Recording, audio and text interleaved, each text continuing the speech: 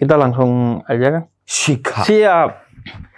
Kang, gue tuh kan ada masanya suka nonton Para Pencari Tuhan. Ya, PPT ya, PPT. Iya, PPT. karena kan edukasinya dapet, kemudian itu sinetron lawakannya keren tuh banget. Lucunya, terus PPT filosofis juga.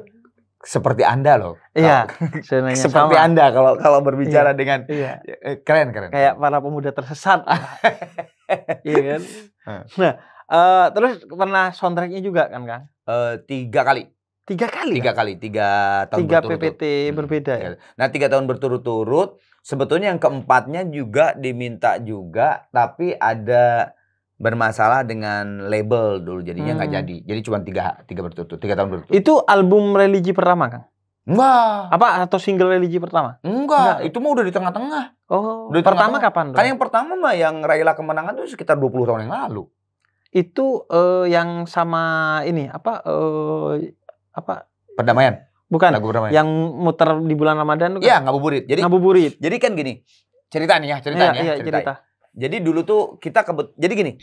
Orang Bandung tuh kan di Gigi gua sama Thomas, ya kan? Gua sama Thomas, yang Muslim, gua Thomas, Hendy, Bujana Hindu ya. Waktu pertama kali mau bikin album religi itu, kita bertiga yang Muslim itu sepakat untuk ngomong ke Bujana. Bud, kita ada ide nih. Gitu, ada kirain Bud login. Biar enak. Jadi dulu teh gini, Bud kan ini tuh yang gue yang Muslim gitu ya, bertiga yang dan itu merasa bahwa lagu religi itu saat itu tuh yang dijadikan pop gitu, yang terakhir tuh Bimbo dulu tuh. Iya. Iya kan? Bimbo terakhir. Iya, karena 20 tahun yang lalu ya. Bukan, itu 20 tahun tuh yang Gigi. Iya, maksudnya 20 tahun berapa lalu betul-betul jarang banget ada religi Bimbo kan? gitu, yang religi yang jadi pop gitu. Kan kebanyakan kasidahan dan sebagainya solawatan. Gitu. Kita ada ide, yuk bikin yuk Gigi yuk album religi gitu dengan khas ya warna Gigi gitu.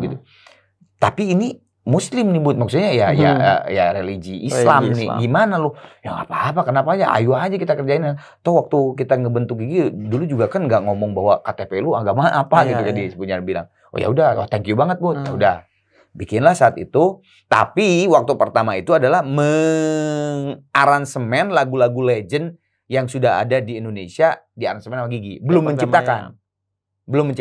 Nah itu lagu-lagu Bimbo kebanyakan. Ada lagu-lagunya almarhum Mas Krisya juga, Ketika Tangan Kaki Berkata. Dan sebagainya. Lagu Bimbo, kebanyakan sih lagu Bimbo sih. Yang Raila Kemenangan itu, album pertama itu, lagu jagoannya Tuhan. Tuhan Yang Maha Esa. Lagu itu. Nah itu tuh orang kaget. Kok Tuhan dijadiin rock ini? Nah yang akhirnya orang bener-bener meledak banget tuh puasa kedua tahun berikutnya, album Raila Kemenangan di repackage, ditambah 2 lagu.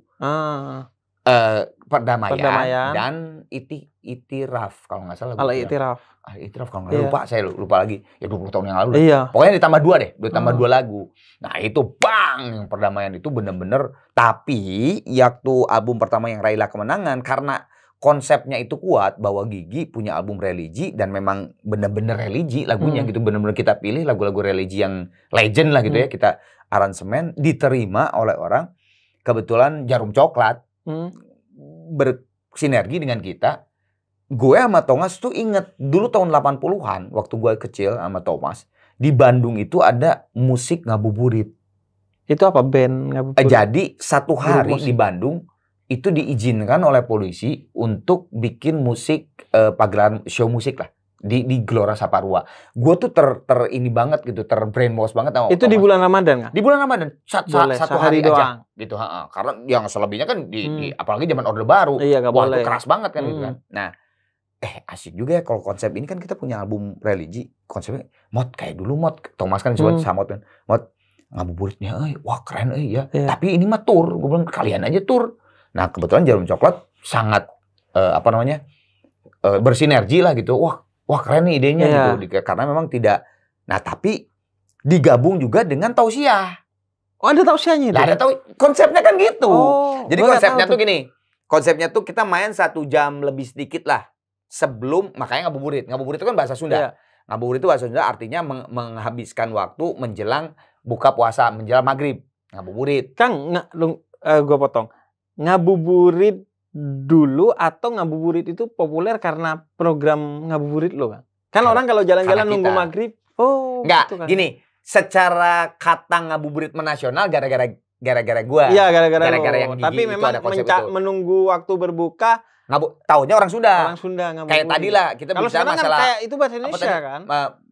Bicara masalah tadi kan Madura ada bahasa-bahasa. Iya. Nah kalau lu ngomong di Sunda ngabuburit tahu. Tapi kalau lu di Jawa Tengah ngabuburit nggak tahu. Dan sekarang itu jadi kayak bahasa Indonesia kan. Nasional gara-gara itu gitu. Jadi nah itu ya udah konsepnya nyambung karena memang tadinya kan tidak ada kan show di bulan puasa itu kan. Iya. Tapi karena memang konsepnya ketika di si Jarum Coklat dan kita itu memberikan kepada polisi juga minta izin keramaian juga memang ada tausiahnya, lagunya juga bukan lagu pop atau apa ini memang Raul Religi diizinkan. Nah, akhirnya udah setelah itu jadilah besar. Berarti kalau tausiahnya masuknya di mana tuh, Kang? Jadi gini, pembukaan tuh biasanya 2 atau 3 lagu. Jadi misalnya MC nih ya, bla bla bla bla bla, assalamualaikum ketemu lagi di ngabuburit di Ciawi misalnya gitu ya atau Ciamis.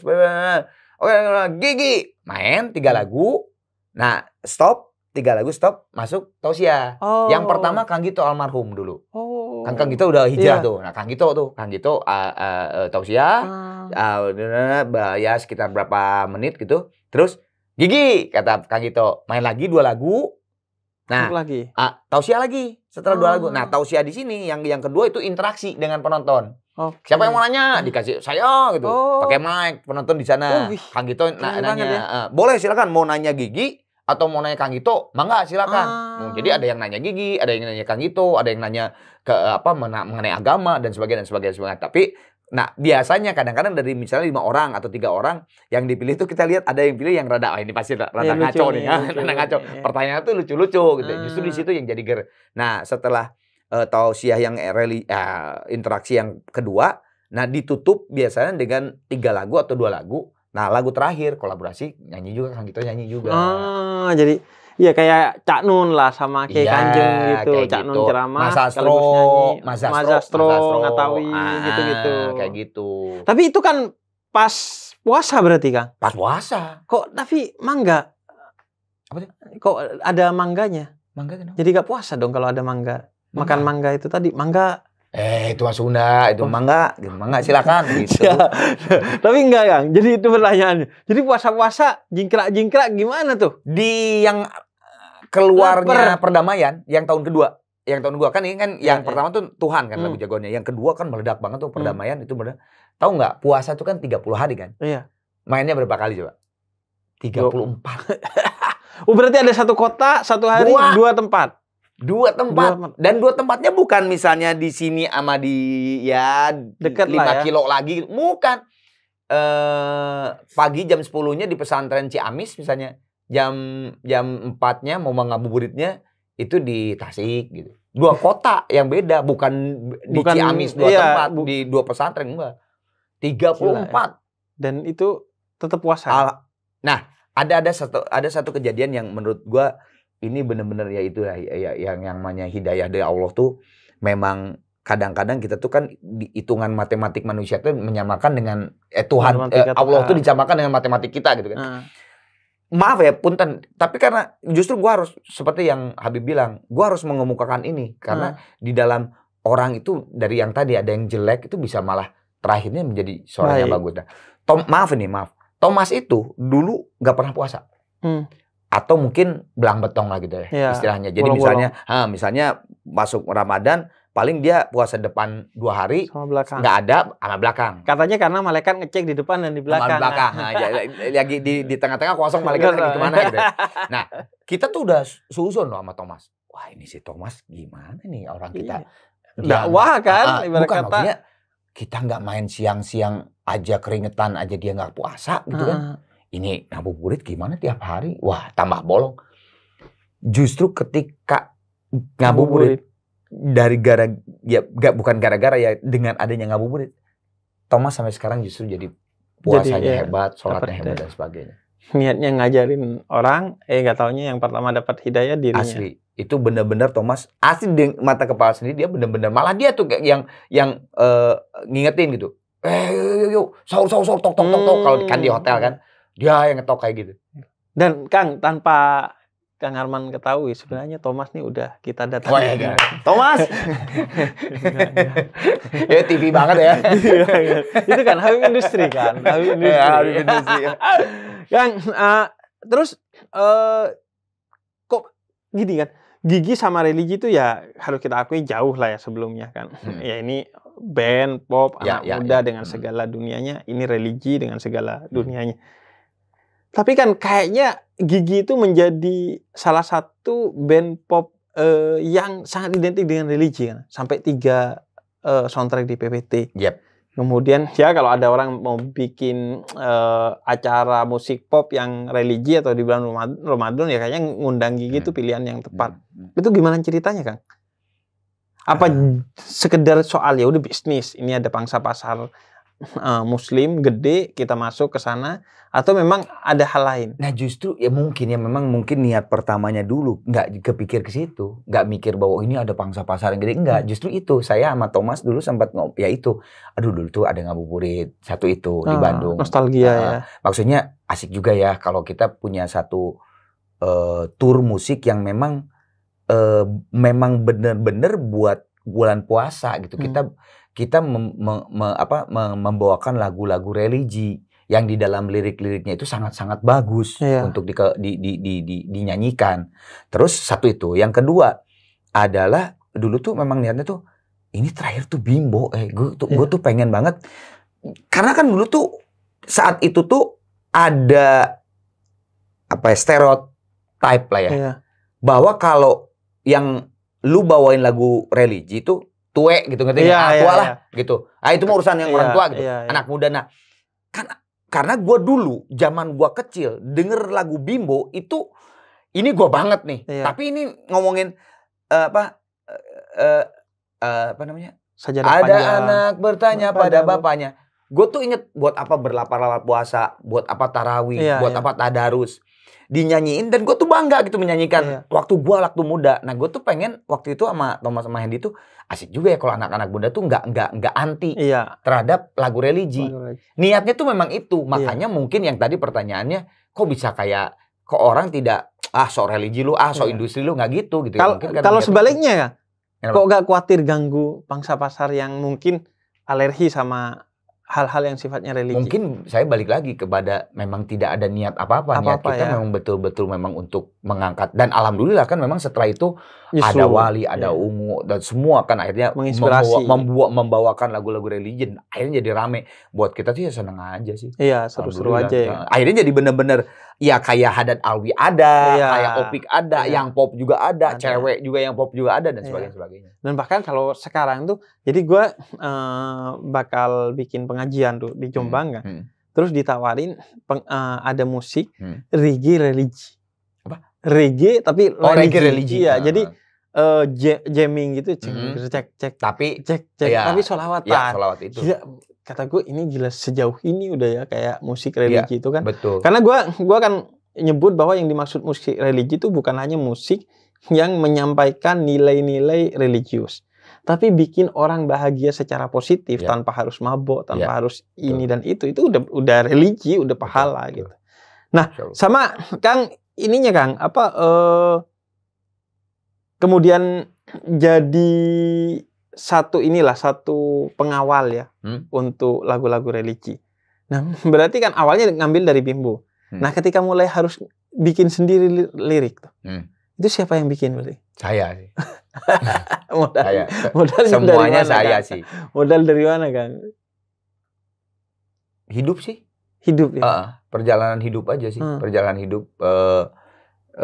Karena emang religinya itu lebih ke kayak tentang bagaimana perjalanan hidup yang disyukuri gitu ya. Ya, saya lihat kayak misalnya liriknya ketika tangan dan kaki berkata Taufik Ismail yang lagunya Krisye gitu, bahwa dari sebuah dari ayat Al-Qur'an bisa dijadikan sebuah lagu yang begitu indah dan dahsyat gitu ya.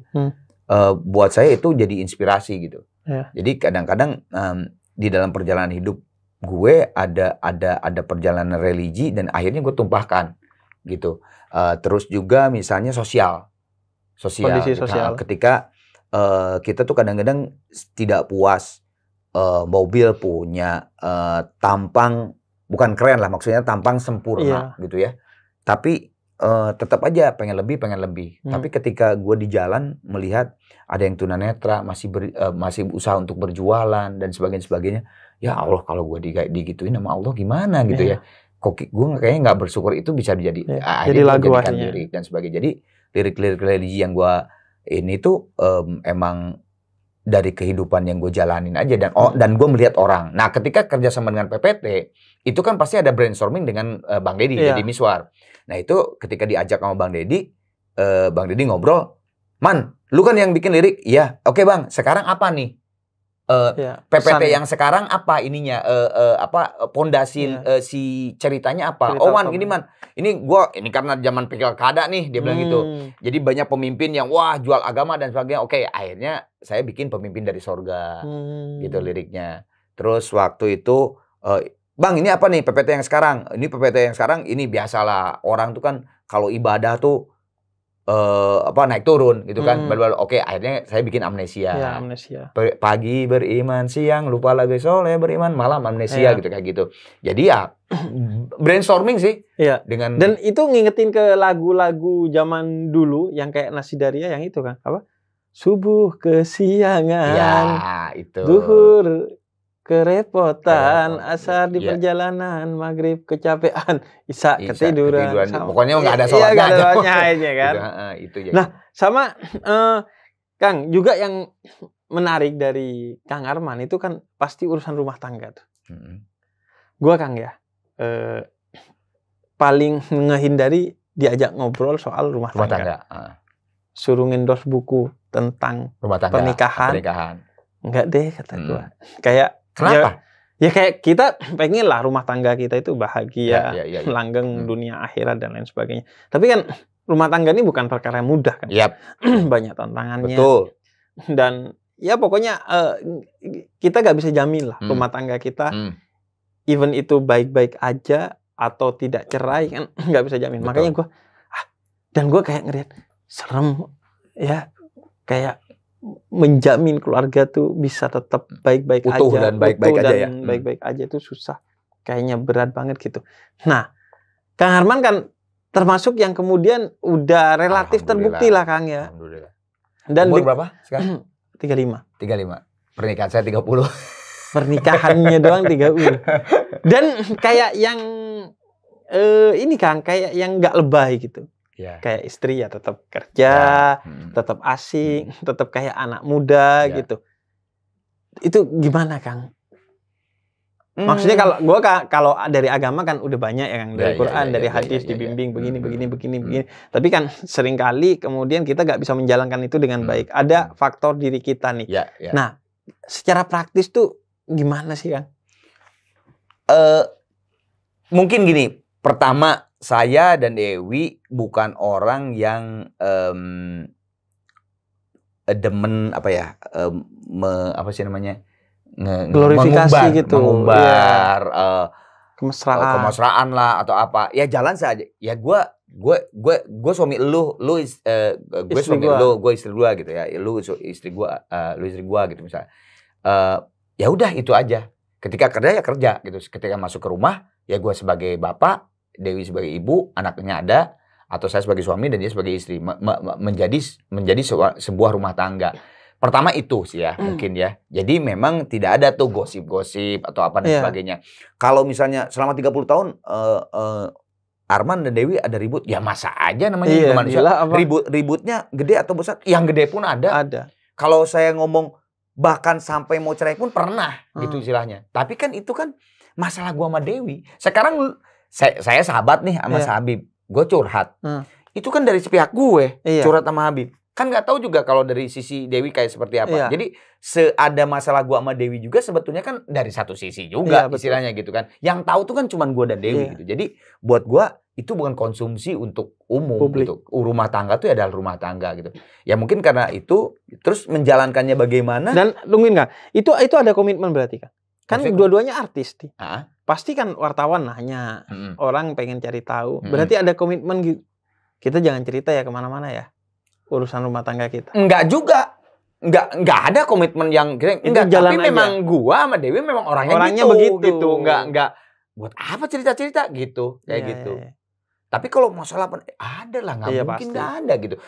Ketika lahir Naja ada masalah. Ketika Naja udah SD ada. Naja ini berarti anak pertama? Ya, enggak cuma satu kan. Oh, cuma satu Naja doang. Okay. Waktu SMA, waktu dia mau keluar negeri kuliah ke Inggris, masalah juga sama kan. Gua ribut juga sama bini gua. Bini gua ngasih, gua enggak. Gua sebagai bapak, anak cewek.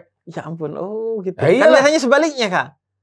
Enggak, kalau bapak gua, jadi bapak yang mau berangkatin anak-anaknya ke luar negeri atau keluar ibu kota, yang enggak. Ibu yang enggak. Nah, ini kebalik, tapi lucu, kebalik nih. Ceritanya kebalik. Mungkin karena anaknya cewek ya? Ya, ceritanya kebalik nih.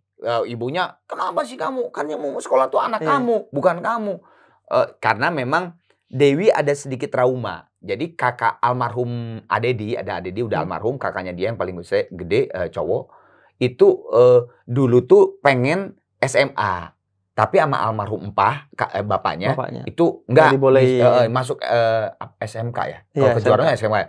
Nah, jadi akhirnya si Adedi itu jadi rebel gitu, ngerti nggak? Jadi kayak kan nggak boleh. Nah, Dewi itu ada trauma itu. Janganlah. Saya pernah melihat kakak saya itu jadi rebel gitu akhirnya gitu, istilahnya tuh jadi ke bapaknya tuh ya jadi apa marah dan sebagainya gitu kan.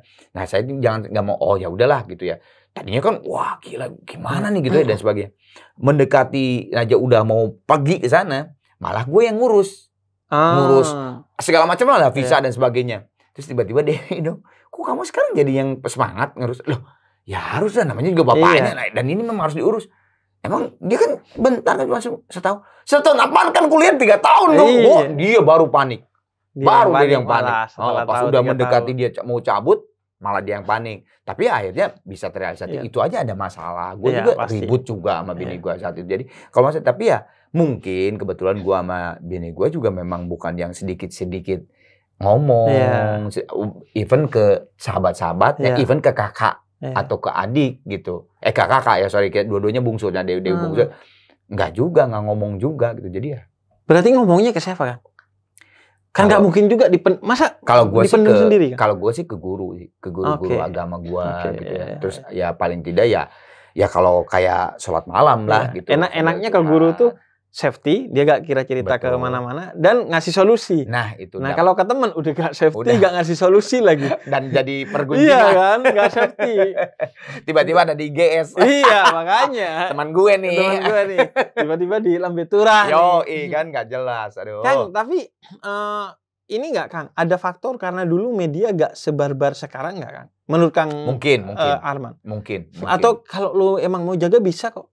Tapi sebetulnya dulu waktu gue kan, jadi gue nikah kan sama Dewi itu nggak diumumkan, nggak diumumkan karena ketika saya nikah sama Dewi baru banget itu tuh Gigi meledak, Dewi juga baru meledak, si kasetnya tuh baru jadi hits banget gitu. Nah akhirnya saya minta izin sama mamanya Dewi ya, Ma saya minta izin, boleh nggak pernikahan ini ditutup dulu lah gitu karena karir saya dan karir anak mama sendiri juga lagi ini.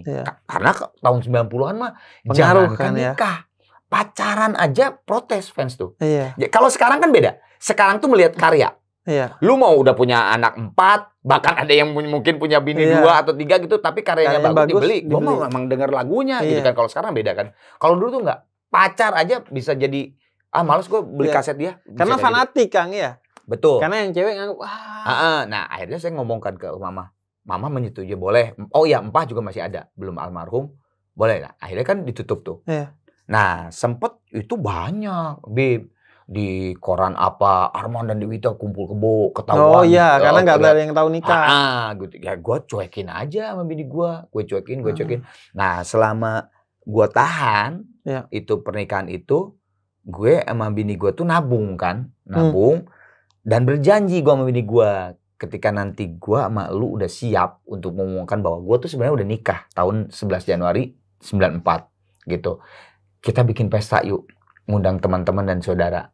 Jadi resepsi yang tertunda. Gitu. Jadi bahkan teman dan saudara resepsi yang tertunda. Gitu. Teman dan saudara gak tahu kan? Yang tahu cuman benar-benar kakak-kakak gue dan kakak Dewi doang. Ayah anak-anak Gigi tahu, tapi ya gue ngomong please, gue jangan. Terus juga ini terkait dengan karir mereka juga kan. Teman-teman Dewi juga Elva Singer kayak Ayana, Kang tahu Agus, juga. itu tahu, tapi semuanya Hedi itu tahu tuh kan sahabatnya. Itu nggak ngomong, ada kan. Nah, gue tuh udah tadi yang rencana tuh, jadi ngumpulin uang untuk bikin resepsi, pesta nanti pas udah oke, tahun ini bahwa sebenarnya kita udah nikah, yuk resepsi gitu. Oke.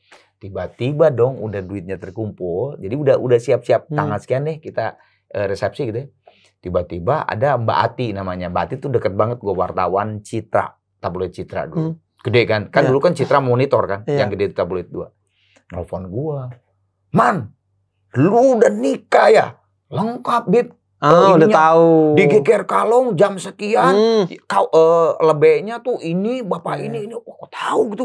Di sebelah bini gua kan. Kok si Bati tahu ya? Apaan? Dia tahu kita nikah tanggal sekian. Kok tahu semua 11 Januari. Terus gimana? Wah, lu jangan bohong lu. Gua tahu ini dari sebelah. Gimana lu? Ya udahlah, ngomong aja. Ya, iya sih Bati, emang. Gila, udah pokoknya besok lu datang sama Dewi jadi cover. Udah kan? Ya udah mau diapain lagi? Dateng lah. Jadi cover, di foto. Wah, cover Arman Maulana Dewi sebenarnya udah nikah 11 Januari tahun 94, bla bla gitu kan. Keluar. Meledak lah. Wah, akhirnya semua wartawan kan pada wawancara. Gue jadi cover terus tuh. Cover. Orang seluruh Indonesia udah tahu kan, termasuk saudara-saudara gue. Ini buat apa? Akhirnya jadi DP rumah. Oh, gitu. Berkahnya itu. Berkah. Dan tanpa pengetahuan Kang Arman, sebenarnya Mbak Atinya juga. Oke. Ati, oh ini semua. Aduh. Anda industri sekali. Ini kayak brownies ini kan. Kang, sama ini Kang yang sering anak muda pengen tahu. Milihnya gimana? Milih apa nih? Milih pasangan. Bini, Dewi itu dulu. Iya, biar kita nih dapat ilmu tipis-tipis. Enggak tahu sih, gue sih dulu. Kenalan nggak Kang? Kenalan. Karena Dewi itu temennya almarhumah kakak saya, Tenita. Jadi waktu di Bandung, Tenita almarhumah tuh nyanyi tuh sama Dewi tuh, gitu. Nah saya tuh justru nggak kenal. Saya nggak kenal justru. Dikenalin justru sama pelatih saya dulu ada di SMA, pelatih vokal, Kang Deden almarhum juga. Man, lu belum punya cewek kan? Gua kenalin deh. Wah cakep nih, namanya Dewi gini. Terus dikenalin. Pas dikenalin tuh nggak tertarik juga, Bib, gua di situ. Waktu di Bandung, waktu SMA nggak tertarik, nggak sama sekali. Kenalan nih, udah aja. Itu teman saya sampai. Nggak, Dewi beda. Dewi itu di atas saya setahun. Nah makanya Dewi juga tidak tertarik karena dia lihat gua kelas 3, bocah lu gitu kayak gitu. Dan emang kayak kalau di Indonesia kan kayak nggak biasa gitu ya. Nggak biasa. Nah, padahal Dewi itu udah nyanyi bareng sama kakak gua nggak tahu. Nah, pas gua pindah ke Jakarta, kuliah di UI, terus tiba-tiba karir musik gua lumayan, bagus, ketemu di TVRI. Di situ gua nggak tahu, tiba-tiba nggak tahu kenapa tertarik. Nah, tapi bukan itu yang menjadi saya serius dengan Dewi. Hanya milih nikahin dia. Nah, pada saat udah tertarik, terus ya jalan gitulah, jalannya biasa jalan ngobrol. Nah, saya tuh ada kejadian lah istilahnya, ada kejadian sebelumnya tuh saya punya cewek juga gitu ya, yang ya mungkin kesalahan gua juga gitu. Pokoknya kurang smooth gitu. Nah, gue cerita sama Dewi tuh gini. Gimana menurut lu? Terus itu kan masa lalu lu.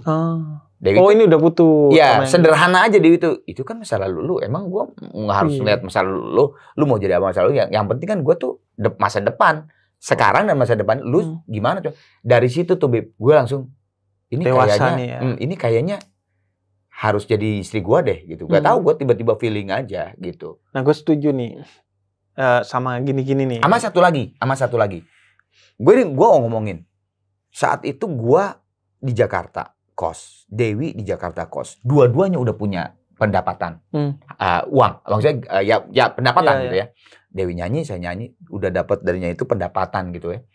Sendiri di Jakarta, tidak mungkin banget lah godaan-godaan untuk melakukan hal-hal yang biologis dan sebagainya. Itu pasti ada banget dan besar. Karena sama-sama punya duit. Betul, sendiri lagi di Jakarta dua-duanya.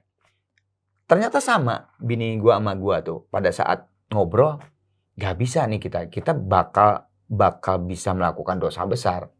Gimana kalau kita nikah? Ternyata Dewi juga bukan cewek yang wah ntar dulu lah, nggak gitu. Sama, kok sama pikiran kamu. Ya udah, kamu berani nggak ngomong sama orang tua? Berani. Jadi langsung. Jadi nikah. Nah makanya tapi gue minta izin yang tadi ke mama sama papa, boleh nggak di-keep dulu? Di keep gitu. Informasinya. Alhamdulillah mama papa gitu. Itu apa? Gue setuju karena pertama ya, Kang. Ini gue sering ngutip dari Khalil Gibran. Cinta itu atau menikah itu bukan tentang lamanya perkenalan. Yep. Bagi gue, tapi sejauh mana lu mengenal. Mengenal kan nggak mesti kenalan. Betul. Bisa lu cari informasi dari, malah lebih valid biasanya. Iya. Ya, tapi kata Khalil Gibran tentang getaran dalam hati. Nah itu, gue sama Kang. Jadi gue ketemu bini gue jam 5, nikahin jam 6. Hah? Sejam doang? Iya, sejam doang. Lebih kilat Anda ternyata. Lebih kilat. Kamu itu pun cepat. Tapi kan kepotong maghrib Kang. Oh iya benar. Seharusnya 15 menit. Iya betul. Sholat dulu ya. Kalau nggak ada maghrib itu sikat. Iya, sikat. Jadi terus yang kedua kan langsung tunangan. Nggak, berarti itu ta'aruf. Atau gimana? Sistemnya ta'aruf. Makanya gue bilang kan perkenalan tuh nggak mesti panjang. Lu dari kenalan langsung, tapi dari kayak ini dihubungkan lah kakak gue yang ngenalin. Nah, terus yang kedua ketika ketemu langsung tuh oke nih menurut gue ini jodoh gue. Deg gitu ya. Deg ya. Terus yang ketiga langsung tunangan kan. Karena kenapa? Kalau di Islam kan ketika tunangan nggak boleh diserobot. Oke. Kalau lo udah tunangan nggak boleh saling serobot satu sama lain. Dan yang kedua, kalau udah tunangan tuh kemungkinan zinanya kecil. Karena lo gila, lo mau nitipin calon anak lo di rahimnya, tapi rahimnya lo kotori dunia akhirat, lo kotori lahir batin. Gila apa? Jadi itu yang akhirnya ngejaga gitu. Makanya sebenarnya istilah pacaran itu kan sebenarnya istilah yang oke dalam Islam. Karena pacaran itu kan artinya dikasih pacar. Nah begitu dikasih pacar, orang tahu oh ini udah tunangan. Berarti gak bisa diserobot. Makanya pacaran itu sebenarnya sesuatu yang positif. Karena pacar itu kayak henna itu penanda bahwa orang udah ada yang punya lah ya, gak bisa diapa-apain. Nah sama Kang, yang juga terkait sama Kang Arman nih, yang gua pengen tahu gimana bertahan di dunia industri sejauh ini Kang? Gila kan sekarang nih ya ada orang viral nih, minggu depan hilang, kan? Hilang itu ya. Udah hilang. Mungkin apa ya? Mungkin saya tipe orang yang memang memandang industri musik itu adalah pekerjaan saya gitu, bukan privilege-nya yang dibawa gitu. Tapi ini adalah ya ini pekerjaan gua harus bertanggung jawab, gua harus memberikan the best of the best-nya, karya yang terbaik.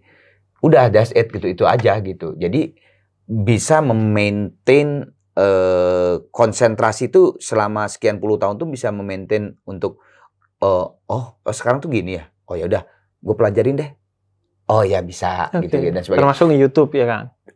Ketika perubahan dari pita ke CD ke Blu-ray, DVD, langsung pindah ke digital. Terus sekarang dari digital ke streaming. Terus sekarang udah media sosial dan sebagainya, itu selalu saya pelajari gitu. Nah, mungkin kebanyakan nggak tahu ya, ini mungkin dari saya. Mungkin kalau saya salah ya monggo silakan.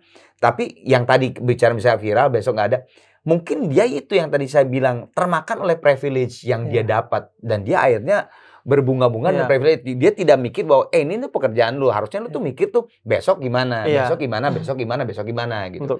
Nah, akhirnya ya saya bisa mempertahankan eksistensi saya selama sekian puluh tahun gitu, karena memang ya udah gue mah berkarya aja udah. Nggak usah mikir apa. Toh kalau misalnya karya lu bagus tuh aksi reaksi gitu, pasti akan reaksi yang bagus juga gitu.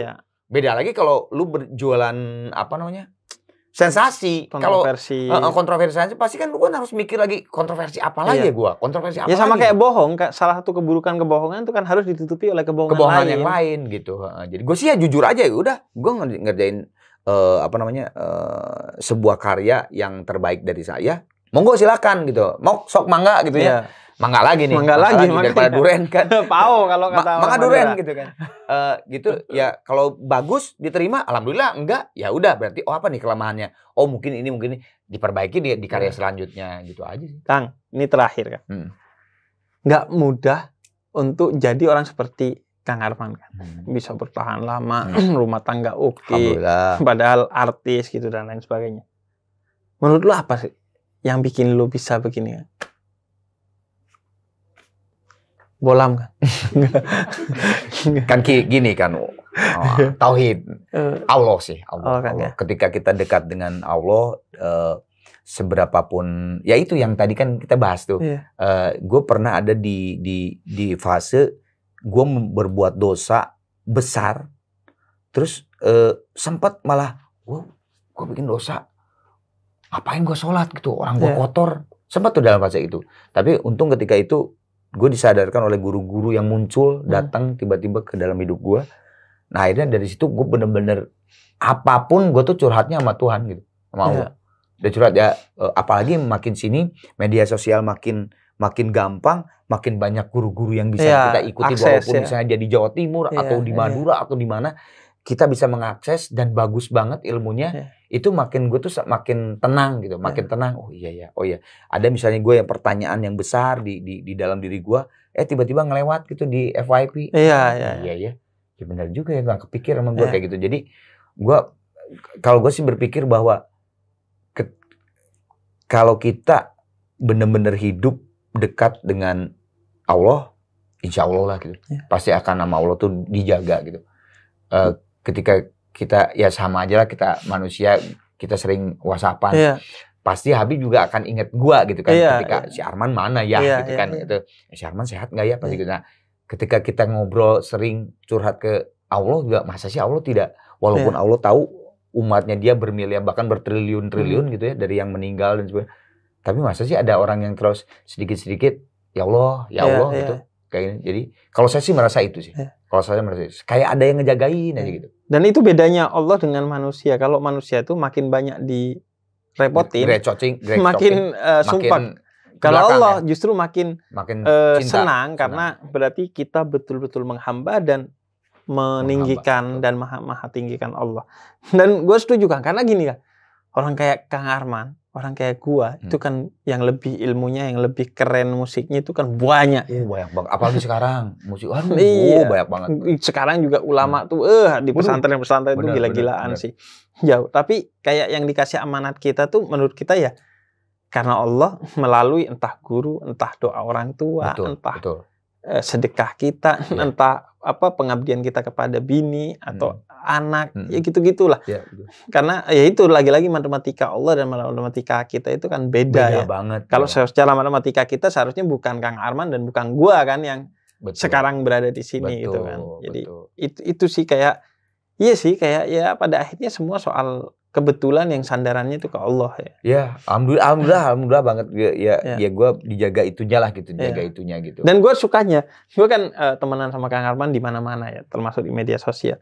Itu kayak Kang Arman nih ngambil ilmu dari mana aja. Ya maksudnya guru-gurunya tuh di mana aja, di pengajian mana tuh ada aja kan. Lucu, kadang-kadang kan ada gitu ya tiba-tiba, bahkan seorang guru juga lah gitulah. Nah, misalnya saya ngeposting bahwa saya tuh di komunitas A gitu ada gitu. Terus dia nanya, ngapain? Itu dia hebatnya Kang Arman tuh. Saya bilang, saya di situ ada mendapatkan sebuah kepositifan dan ilmu yang baru di dalam kemusliman saya, di dalam keislaman saya gitu. Dan saya juga tahu ketika dia rada outside misalnya gitu kan, ya ngapain gua ngambil. Tinggal nggak diambil. Iya, tinggal nggak diambil. Atau misalnya kita menjauh dengan sopan, sedikit-sedikit mundur dan sebagainya gitu. Ada kayak gitu. Karena buat saya ilmu itu di mana-mana. Betul. Gitu. Dan itu kata Nabi, hikmah itu harta karunnya umat Islam yang meski dari orang munafik sekalipun kamu mendapatkannya, ya ambil aja. Dan itu gue sukanya kayak open minded lah, ngambil ilmu dari mana aja. Dan buat kalian yang bingung, tadi kita omongin padahal kita gak ngomongin itu maksudnya obrolan kita di channelnya Kang Arman. Jadi gue iya. sama Kang Arman tuh sempat ngobrol. Jadi kalian bisa lanjut ke sana buat tahu apa yang kita obrolin di sana. Jadi tadi saya bertanya kepada Habib, sekarang saya yang bertanya ke Kang Arman. Karena ya tadi itu ilmu tuh ada di mana-mana. Gue belajar dari Kang Arman urusan rumah tangga, urusan musik, urusan banyak hal lah. Udah berapa tahun sih nikah? Nikah udah 4 tahun. Oh, udah 4 tahun. Udah 4 tahun. Masih bau kencur. Iya. Dibanding 30 tahun ya. Gue sih mau bilang, ya karena nggak ngejalanin. Tapi dia ngejalanin. Susah. Susah. Urusan sama senior susah. Anak udah ada? Anak belum, doain ya. Oh, belum. Semoga ya. Ntar tuh ada lagi tuh. Ada lagi anak ya. Keluar tuh ada lagi masalah apa. Tapi keindahannya jauh lebih besar. Iya. Karena katanya kalau ngelihat anak masalah jadi tidak hilang tapi tersingkirkan. Iya, insya Allah.